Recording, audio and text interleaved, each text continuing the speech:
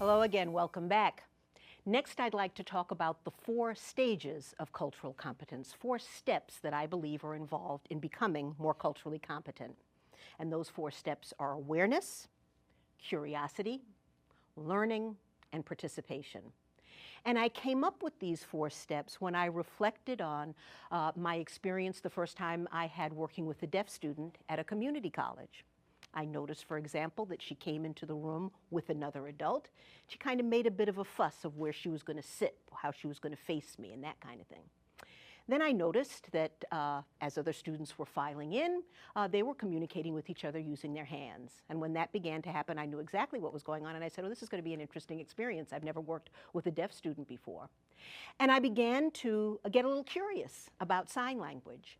How is it that as fast as I talk with my New York self, they're able to keep up perfectly well using sign language? And I learned that sign language was developed by someone who was French, and that's why in sign language the adjective follows the noun, just as in the French language. So I became curious. I tried to learn sign language. I was absolutely miserable at it. I would panic whenever a deaf student came up to me, and the only sign I would remember how to do is this. So deaf students would see me on campus and they'd wave and they'd go like this, and I'd go like this back. You know, I was trying. And as I began to get more curious, as I became aware, as I began to try to learn more about the deaf culture and sign language, I actually felt more comfortable participating in the deaf community. And there was a student, and in particular, and we would go out for lunch together. And how do you suppose that we would communicate when I didn't know how to sign, and she couldn't read lips, and couldn't speak? How do you think we communicated when we went out to lunch together? Yeah. We wrote notes to each other. We'd take foolscap sheets of paper and we'd write and write and write. And I learned where she grew up and the first job that she had, and vice versa.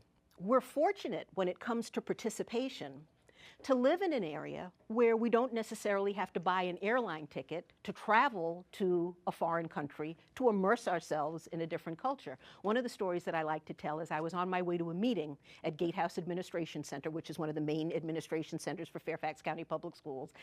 And I had just left lunch and I needed some gum. I needed some mints, or I was going to kill the people I was in the meeting with. And so the closest supermarket to Gatehouse Administration Center was the Great Wall. And I don't know if you're familiar with the Great Wall supermarket. If you have never been inside it, you have to go in. First of all, it's enormous. Once you step inside, there are very few people who speak English. I have never been to Beijing, but I can tell you, I felt like I was in downtown Beijing. The sights, the sounds, the smells, the products, the foods. I think visiting the Great Wall should be a mandatory field trip for every elementary school student in Fairfax County. So we're going to take a break.